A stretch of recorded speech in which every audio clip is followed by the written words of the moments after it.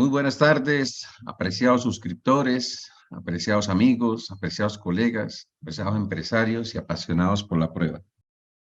Ya estamos a punto de iniciar esta segunda sesión de apasionados por la prueba. Temas que hoy trataremos en los próximos 5 minutos. Vamos a iniciar con esta breve charla sobre temas que a usted le interesan. Ya nos vemos. Muy buenas tardes, apreciados colegas, amigos. Bienvenidos a este espacio de todos los jueves. Cada 15 días estamos, el pasado transmisión fue hace 15 días. Estamos acá en este canal, su canal de apasionados por la prueba. Quien les habla, Jaime Barros, un apasionado por la prueba, abogado y contador público con estudios en impuestos, tributación internacional, magíster en temas de racionamiento probatorio, especialista en temas probatorios, un académico, investigador, litigante de hace más de 25 años, consultor de empresas y enamorado de este tema de la prueba. Este canal está hecho para cada uno de ustedes, en donde queremos que empecemos a tener una discusión sobre estos temas de prueba, ya que no hay una institución en Colombia ni en el mundo dedicada a estudiar el verdadero corazón de la decisión, la verdadera esencia del derecho. Hemos afianzado conocimientos durante nuestras carreras de pregrado, de posgrado, de maestría o distintas especializaciones, pero no hemos tenido este espacio que es nuestro para poder advertir sobre la importancia del estudio que es transversal a todos los profesionales, médicos, ingenieros, contadores, administradores, abogados, en donde inicialmente pensábamos que la prueba solamente atañía al tema del derecho.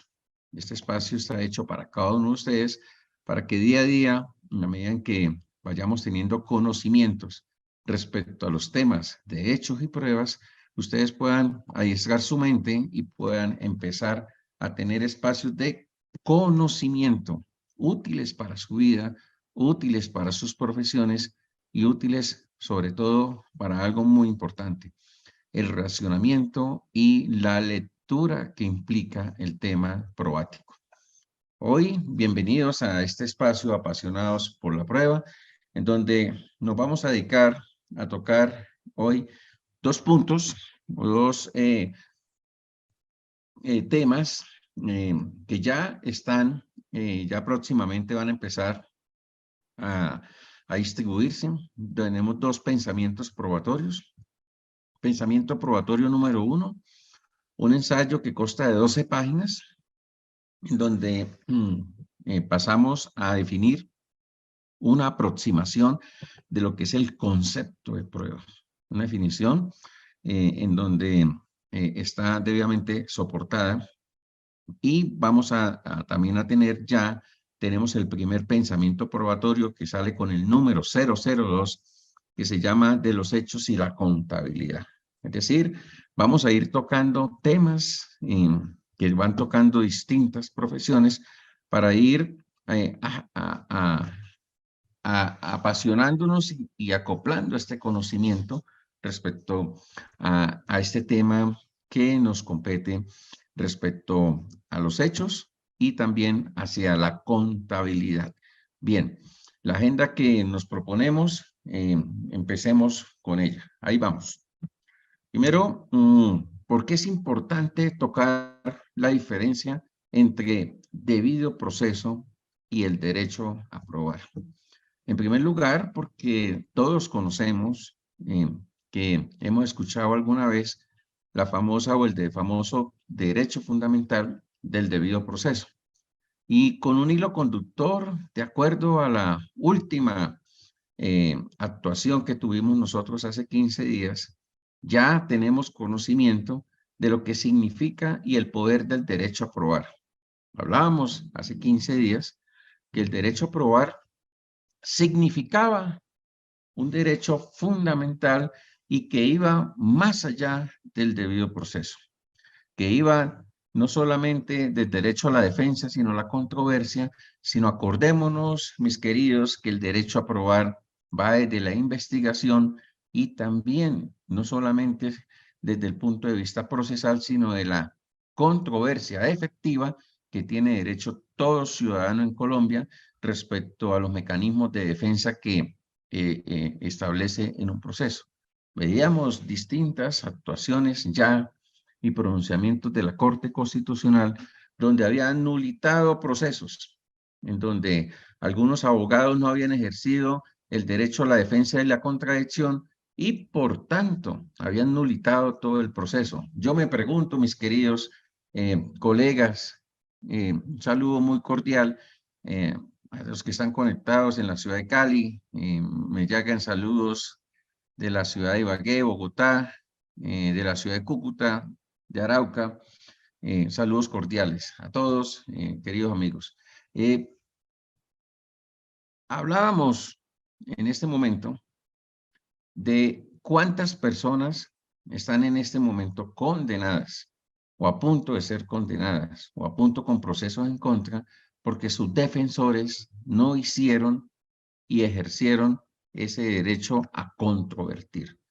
No propusieron las nulidades probatorias que debieron hacerlas, no propusieron, no solicitaron pruebas cuando debieron hacerlos, o no aportaron las pruebas aun cuando la persona las entregó o tenía cómo hacerlas. Creo que de estos casos hay muchos sobre los cuales podemos rescatar y aplicar a todas las áreas, al civil, al laboral, al tributario, al administrativo. Tutela que en principio, o tutelas que en principio amparan este especial proceso de la contradicción y a presentar pruebas, que es el mismo derecho a probar supraconstitucional que está por encima del proceso, pues toda vez que anula el proceso por no activarse el mismo. He querido continuar para darle un hilo conductor y aquellos que quedaron con algunos deseos de conocimiento respecto a este revolucionario tema, he querido hacer una comparación entre el debido proceso y la prueba desde el punto de vista y en el contexto cuando es comparable. El derecho, el debido proceso, ambos son derechos fundamentales, pero quiero decirles que el debido proceso es el escenario para probar. Mientras tanto, el derecho a probar o la prueba constituye el argumento principal de toda decisión. Entonces, aquí quiero extender en el tema del debido proceso, pues aquí estamos tocando temas como las formalidades, temas de competencia, temas de territorialidad. Entonces, unos escenarios formales técnicos que desde luego propios de abogado, propios del tecnicismo o las ciencias jurídicas. Sin embargo, el tema de prueba ya incluye, cuando ustedes estamos hablando del tema del derecho a probar, incluye desde la investigación. Y aquí nos vamos hacia el hecho. Todos sabemos que no solamente en Colombia, sino en el mundo y todos los países, tienen tres tipos de normas que nos enseñaron a nosotros en la universidad, en todos los posgrados, la mayoría, y hoy día en los colegios, a todos los estudiantes, ya que empiezan a enseñar la Constitución y algunas clasificaciones de leyes. La mayoría les enseñan dos tipos, que son las famosas normas sustanciales y normas procesales, pero no enseñan las normas probatorias. Es aquí donde también podemos tener una pequeña concepción errada de lo que significa el derecho y la gran diferencia entre proceso y prueba. Porque el debido proceso o las normas procesales que están amparadas por el debido proceso y hay algunas normas probatorias que están amparadas por el derecho a prueba.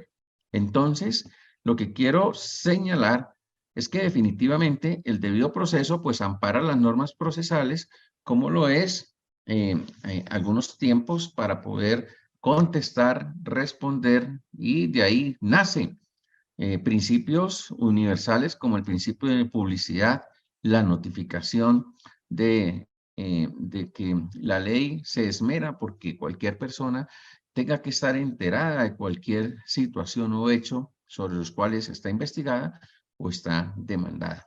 Es decir, esto atañe al proceso sin que no implique que no se deba aprobar. Sin embargo, las normas sustanciales, en su mayoría, eh, todas tienen un supuesto fáctico, todas tienen un supuesto de hecho. Ese supuesto de hecho tiene que ver con el tema probatorio, mis queridos. Aquí es donde de pronto nos han venido a nosotros tratando de inculcar una clasificación equivocada de las normas en Colombia, en donde pensamos que solamente podíamos hablar de las normas sustanciales y de las normas procesales, pasando por encima de las normas probatorias, pues toda vez que las mismas encontramos nosotros en los códigos que aparecen como un apéndice de las pruebas procesales, es decir, podemos nosotros casi que decir o no, o podemos estar viendo que es que la prueba o el régimen probatorio está de acuerdo al proceso. Y aquí quiero señalar algo, que una cosa es que el medio de prueba dependa del proceso y otra cosa es la norma probatoria, que es otra cosa totalmente distinta. Porque si bien es cierto, los regímenes probatorios aparecen como algunos capítulos dentro de los textos, códigos, estatutos dentro del proceso, así como son medios probatorios, lo que tiene que ver con los supuestos de hecho o las pruebas en sí mismas refieren a todas las normas en particular, a todas aquellas en donde se refiere, trátese donde se trate. Lo que quiero decirles es que el derecho probatorio es infinito. El derecho probatorio implica que no solamente nos vamos a referir a un capítulo y no nos vamos a referir a una parte de lo que tiene que ver con la normatividad, y por eso mismo nos tenemos que salir de las normas, ya que la doctrina y la escuela filosófica que va a primar en este instituto de la prueba de la ciencia de los hechos, definitivamente es una mezcla de jurisnaturalismo, pues toda vez que la filosofía de los hechos son las que mueven las normas jurídicas. Es decir, primero sucede el hecho y la norma entra a regular los hechos bajo el escenario de lo que nos gobierna a la mayoría de los países en Latinoamérica y parte en Europa, lo que tiene que ver con el derecho romano. En ese estricto sentido, por ejemplo, si estamos hablando de la vida, estamos hablando de en qué momento, del hecho, en qué momento hay vida, pues tenemos que irnos al Código Civil, donde habla de la concepción y desde cuándo se considera que hay vida dentro de un vientre materno. Ahí estamos hablando de una norma sustantiva que nace del capítulo Personas del Código Civil, y estamos hablando de un hecho, nada más y nada menos que un hecho inviolable que tiene su fundamental protección constitucional, como es el derecho a la vida por el supuesto de hecho de una concepción que es un hecho que necesita prueba y que aparece en un capítulo de Personas dentro de la parte primera del Código Civil del mundo. Porque pues digamos que estoy hablando del hecho a la vida que es totalmente mundial y que es reconocido desde su concepción. Ese mismo derecho que estamos hablando nace de un supuesto de hecho, y ese supuesto de hecho requiere que se ampare dentro de la ciencia del hecho, que es la ciencia de la vida, la ciencia del gen del ser humano y de cuándo, desde el punto de vista médico y científico, la norma ha decidido que hay vida que desde la concepción. Extrañamente y de manera conectada con la protección fundamental, por eso en la mayoría de las constituciones conseguimos que el derecho a la vida es inviolable. Tenemos nosotros entonces que estamos hablando no de una norma sustantiva, sino de una norma probatoria, ya que parte de un supuesto de hecho. A lo que me refiero, mis queridos, es que hay una gran diferencia cuando estamos hablando del derecho a probar o lo que tiene que ver con las pruebas, porque las normas casi que sustanciales se ven subsumidas dentro de las probatorias. Por tanto, las probatorias tienen amparo de derecho fundamental dentro del derecho a probar y no y dentro del mismo debido proceso, pero como especialidad del segundo. Y por eso tenemos dos normas que se clasifican dentro de todos los ordenamientos jurídicos, como lo es las normas procesales, que son las normas estrictamente formales por las cuales se ventila el proceso y en el escenario en cual vamos a nosotros a discutir un argumento o vamos a discutir un derecho o vamos a desvirtuar un ataque o un cargo, y las normas probatorias en las cuales su funcionamiento depende de la existencia del supuesto de hecho que ha consagrado el legislador o que está regulando porque el hecho ya existe. Tal es así como la inteligencia artificial a gritos en el mundo hoy se pide su regulación porque ya existe y estamos nosotros casi que entre la séptima y la octava revolución del mundo, en la cual es invisible y están pidiendo que se detenga y que antes de que continúe se empiece a generar. Este tema de la inteligencia artificial va a hacer un gran estudio de este instituto, pues toda vez que van a haber unos supuestos de hecho que no produce el ser humano, sino que produce alguien que el ser humano ha creado, pero que se sale del control del ser humano, ya que esta inteligencia artificial es capaz de razonar y de crear nuevos hechos. Es decir, la palabra inteligencia artificial se sale de la misma palabra inteligencia, pues toda vez que tiene la capacidad de razonar y tiene la capacidad de producir hechos que ya se salen del control de su creador, y ahí es donde empieza todo el nivel de dificultad. Sin embargo, para no salirnos tanto del tema y lo que tiene que ver en las grandes diferencias, la prueba tiene que ver con la decisión, el debido proceso, es el escenario de la decisión. Ambos son derechos fundamentales, la prueba va mucho más allá porque va antes del mismo proceso, desde que nace, y el derecho a recaudarla, a investigarla y al que todo tema. Y todo lo que tiene que ver con el tema procesal, pues es un tema eminentemente mucho más formal. Un ejemplo, y por qué coloco yo este tema en cuestión.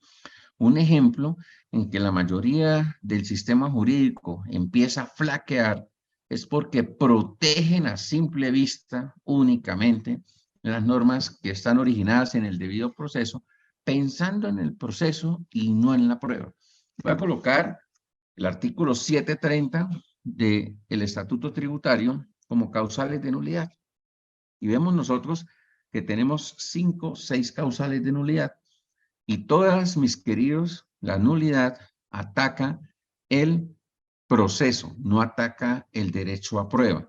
Falencia que empiezo a encontrar cuando comparo si realmente estos dos derechos fundamentales están protegidos hacia lo positivo, pero también hacia lo negativo. Entonces diría uno, si la decisión no se toma con fundamento al hecho probado, pues debería ser nula. Y si la decisión se toma con derecho a el debido proceso, pues debería ser nula. Y encontramos nosotros, por ejemplo, que en las causales de nulidad, por lo menos en este artículo 730 del Estatuto Tributario, protegen demasiado las formalidades. Hay un desgaste jurídico no innecesario, sino que hay un olvido, no sé si necesario, pero me parece a mí muy preocupante que el derecho a prueba no se proteja con la misma intensidad como se está protegiendo el proceso, que son dos cosas totalmente distintas. Por ejemplo, cuando no se practiquen por funcionario o competente, cuando se omite el requerimiento especial, cuando se omitan las bases gravables, cuando correspondan a procedimiento legalmente concluido, cuando adolezca de vicios procedimentales. Entonces, aquí tenemos nosotros que las causales de nulidad tributarias, en principio, todas protegen el proceso, pero no el derecho a prueba. situación preocupante que advertimos de un sistema jurídico en donde empezamos a notar que a simple vista el derecho a prueba adolece de un tema bastante preocupante. Me pregunto, ¿debería ser nulo también un acto administrativo, un acto que no se funde en hechos probados?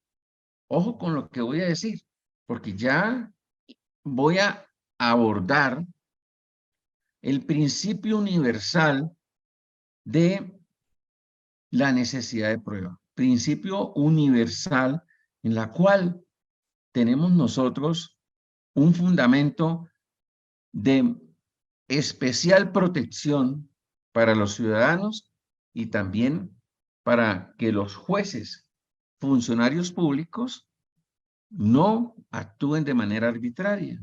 Y señala, por ejemplo, el artículo 164 del Código General del Proceso, que toda decisión judicial debe fundarse en pruebas regular y oportunamente allegadas al proceso.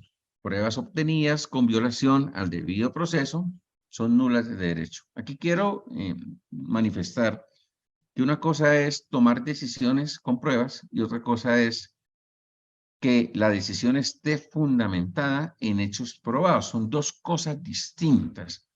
Y ahí es donde empezamos nosotros a flaquear. Claro, el reciente Código General del Proceso, que ya va a cumplir 10 años, no es reciente, pero lo que pasa es que las normas civiles, y sobre todo en este tema, tienden a ser bastante estables. Hoy tenemos nosotros un Código Civil de más de 100 años, y que ha tenido pocas reformas, entonces pareciera que 10 años no es reciente, pero sí lo son. Tenemos nosotros acá, es que una cosa es tomar decisiones fundadas en pruebas y otra cosa es tomar decisiones en hechos probados. Sin embargo, esto puede resolverse bajo el ámbito probatorio, pues toda vez que dentro de la óptica del estatuto tributario, el estándar de prueba no solamente es en pruebas, sino también en hechos probados, que los que han sido alumnos y han tenido la oportunidad de tener algunas clases, ya pueden distinguir qué significa el hecho debidamente probado o demostrado, que no lo voy a explicar en este escenario. Son dos cosas distintas. Sin embargo, lo que quiero colocar y que ustedes no pierdan el hilo de la atención es que la decisión administrativa o judicial, porque esto también aplica para el Código Único Disciplinario, esto aplica para procesos laborales, esto aplica para procesos comerciales. La decisión administrativa judicial debe fundarse en pruebas y en hechos probados. La pregunta es, ¿debería ser nulo también un acto que no se funde en hechos probados?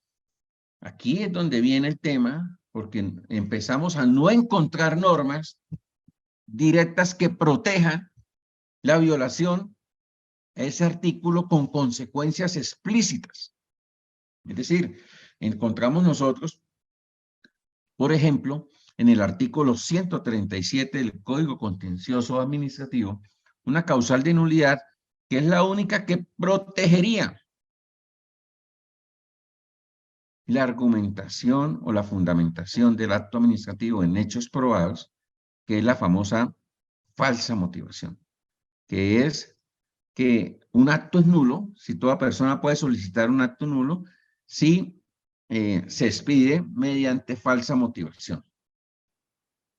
Yo me pregunto, ¿no debería ser nulo un acto administrativo que se expida sin pruebas?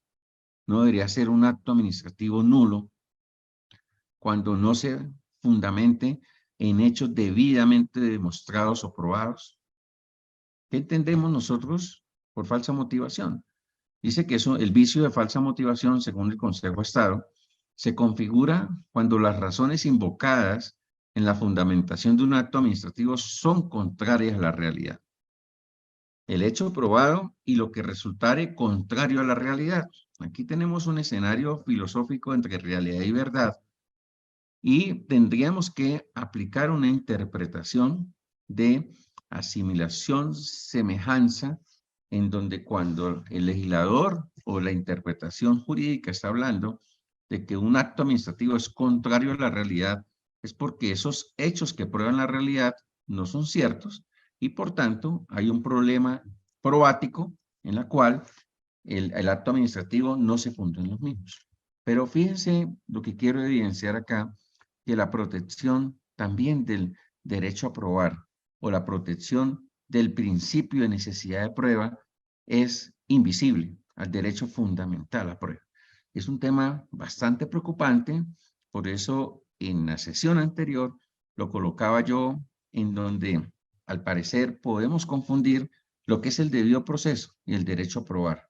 Normas procesales están protegidas con nulidades específicas y con consecuencias claras. Normas probatorias invisibles con decisiones totalmente obligatorias al principio de necesidad de prueba, al principio de que todo acto, toda decisión esté con hechos debidamente demostrados y probados. Sin embargo, mis queridos, no hay una consecuencia totalmente tan directa, tan clara como lo es el debido proceso, hablando de normas procesales.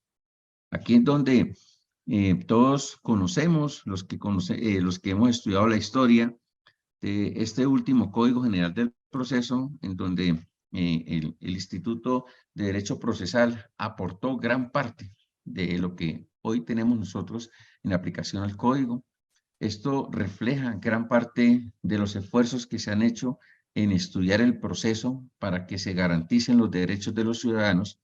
Sin embargo, esto también obliga y da razón de ser a este Instituto de la Prueba de la Ciencia de los Hechos, toda vez que tanto estudio del proceso nos ha obligado a preguntarnos si es suficiente o nos hemos olvidado de lo que también es fundamental del proceso, como lo es la prueba, y como estoy demostrando, en donde no hay una protección integral directa con consecuencias totalmente claras y directas, que signifique, como lo estamos viendo ahorita, la nulidad del acto. Toca hilar bastante la falsa motivación con el tema de la no probanza o los errores en valoración probatoria o errores en el tema del hecho para decir que ese hecho es contrario a la realidad inferida por el juez, inferida por el funcionario. De ahí la exigencia, el tecnicismo de lo que tiene que ver con el tema probático, pues toda vez que se sigue comprobando lo que yo le digo a mis queridos estudiantes. Este derecho sigue siendo invisible, sigue siendo fuerte, sigue siendo fundamental, pero requiere más desarrollo. Para eso estamos nosotros en este instituto, para desarrollarlo, para fortalecerlo, porque aquí encontramos falencias de todo nuestro ordenamiento jurídico, no solamente en Colombia. Esto que estamos viendo nosotros es totalmente aplicable, pues toda vez que la réplica de estatutos entre Chile, Argentina, lo que tiene que ver con México y lo que tiene que ver con España, y ahí se ha venido regando hacia Perú, que también tiene un buen desarrollo, y Ecuador, ha generado este tipo de situaciones en ausencia del mismo. Qué bueno sería empezar a aportar esta situación en donde ya vayamos nosotros en esta dirección, pues toda vez que empezamos a descubrir que aunque la prueba, la controversia de la prueba, y como nos enseñan a nosotros en algunas aulas de clase, el máximo derecho que tiene todo ciudadano es el derecho a la controversia, a ser oído, a garantizar sus explicaciones. Pero mis queridos, eso se queda casi que en un discurso en donde requiere un tecnicismo probatorio alto para poder probar la nulidad de ese acto, porque las normas diseñadas de manera explícita están protegiendo el proceso. Y no quiere decir que con proteger el proceso estemos protegiendo debidamente el derecho a prueba. Tenemos nosotros esa gran diferencia en donde hay una protección legal residual, en mi criterio, del tema de prueba. En cambio, con el proceso hay una protección legal explícita. Lo anterior, para señalar que hay un desequilibrio en la protección de este tipo de derecho fundamental, que equivale a que tenemos un gran campo de acción y tenemos mucho, pero mucho que aprender, que hacer en este instituto. La invitación es a que nos suscribamos, a que consulten la página, a que empecemos nosotros esta gran batalla, a que empecemos estos grandes descubrimientos, porque de esto que estamos hablando aquí van a empezar a salir documentos totalmente fundamentados y explícitos, como ya tenemos dos. Primer pensamiento probatorio, aproximación al concepto de prueba. Segundo pensamiento probatorio, que ya viene en un video de 7 minutos, en donde tiene que ver con la exposición que voy a hacer a continuación. Muy bien. Eso, con este tema, termino lo que tiene que ver con la gran diferencia.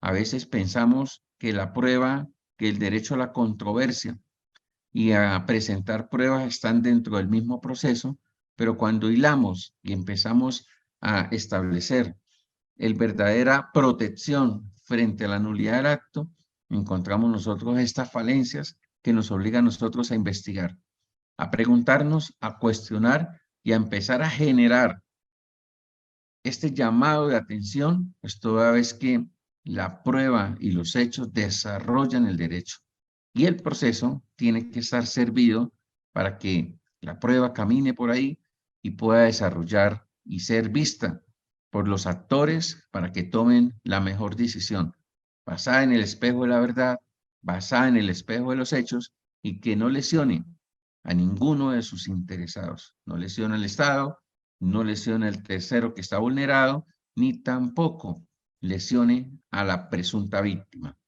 No lesione al trabajador, no lesione al comerciante, no lesione al disciplinado. La prueba es protección tanto para quien ataca como para quien se defiende. La prueba es un asunto de todos. Ojo con las grandes diferencias. Mucho cuidado, porque desde el punto de vista del racionamiento, proceso y prueba son dos derechos fundamentales que parecieran el mismo, pero no lo son. Hay un desequilibrio esencial en donde el proteccionismo está todo dirigido al proceso y la prueba está un poco desamparada, en la cual el principio universal de toda decisión, que es la base fundamental de la teoría del acto administrativo, como lo es la argumentación de una decisión, también amenaza su protección especial. Muy bien, terminamos nosotros con este primer tema en lo que tiene que ver con parte jurídica, un poco de parte de hechos, un poco de parte general, debido a que los derechos fundamentales, pues es el derecho de todos. Este derecho a prueba y el derecho procesal, pues va a seguir siendo objeto de estudio de este instituto, ya que empezaremos a colocar ejemplos del derecho a prueba en normas tributarias, en litigios tributarios, en litigios aduaneros, en litigios de penal económico, lavado, extinción de dominio, en lo que tiene que ver con el escenario laboral, comercial, civil y administrativo. El derecho a prueba es un derecho que está con nosotros y genera todo el escenario que requiere para poder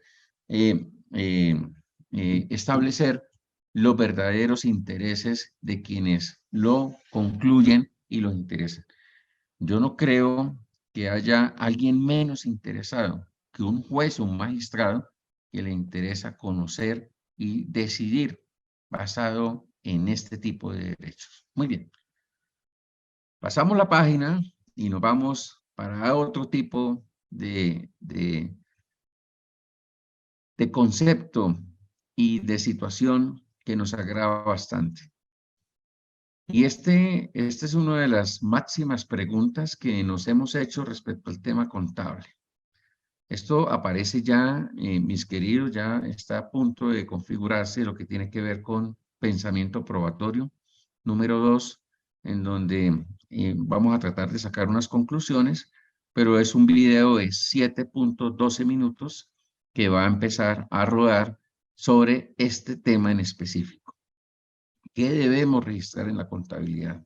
Yo sigo bastante preocupado con este tema porque este tema nos llama la atención. ¿En qué sentido? En que la prueba constituye la máxima herramienta para el comerciante, para quien quiera llevarla. Y nos preguntamos qué debe registrar en ella. El artículo 53 del Código de Comercio nos dice a nosotros, usted debe registrar cualquier operación o todo lo que influya en el patrimonio. Y aquí vamos a colocar un listado, vamos a seguir profundizando en ello. De aquí va a partir el cuestionamiento de la partida doble. Pues toda vez que estamos concluyendo en este video que toda operación es financiera o no financiero, colocamos ejemplos como la cesión de un crédito, como el capital humano y bases de datos, como lo que tiene que ver con la credibilidad para generar negocios. Yo no sé, pero si a mí me llaman a, a, a, a ser socio hoy de un restaurante en donde alguien con un nivel de fama bastante alto es socio, ese restaurante encuentra una credibilidad, encuentra una capacidad y encuentra una mayor potencialidad para generar utilidades. Eso está influyendo en el patrimonio y son hechos que están hoy dejándose de registrar. Y la pregunta es, las notas que hoy nos habla la NIF, ¿son suficientes para revelar? Una cosa es la revelación y otra cosa es lo que yo estoy obligado a registrar. Y aquí quiero colocar en duda también los principios de las NIF, pues toda vez que una cosa es una nota de revelación, pero es que las notas de revelación no se registran en la contabilidad. Y ahí habría un problema legal bastante grande en lo que tiene que ver con llevar los libros contables. Vamos a seguir ahondando, mis queridos, porque el retiro de un socio, su fallecimiento, la experiencia, la credibilidad, el potencial de hacer negocios, eso genera e influye en el patrimonio. Vamos a generar un desarrollo sobre estos dos bases fundamentales de lo que implica el registro, donde se señala que es cualquier operación y no cualquier operación económica. Es cualquier operación. Y también estamos obligados a registrar todo lo que influya en el patrimonio. Esos dos, basado en esos dos cuestionamientos, entenderemos nosotros que la filosofía de los hechos aparece totalmente creíble dentro del registro de una buena contabilidad para fortalecerla desde el punto de vista de lo probatorio, ya que si no reflejamos toda la situación del contribuyente, comerciante, persona o entidad, la contabilidad no podrá ser utilizada como prueba a su favor. Es decir, ¿cuánto vale la contabilidad de un empresario? ¿Cuánto vale? ¿Cuánto le invierte mensualmente a ese documento?